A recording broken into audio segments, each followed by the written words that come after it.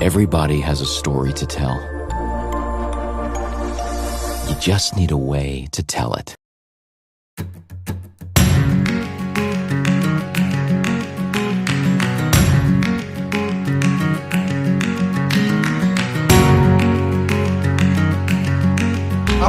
Victor Chike Agbakoba. I'm the second child out of 4 children. At this very moment, I am pursuing a PhD degree in chemistry at the Nelson Mandela University, which is located at the beautiful coastal town of Port Elizabeth, South Africa.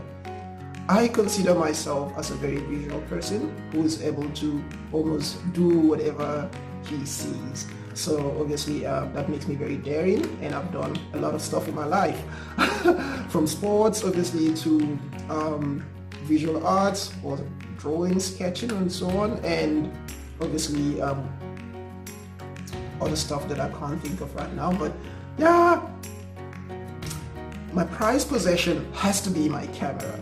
So please check my page at Victor Photography to see some of my pictures. Okwuonicha, God, is with you.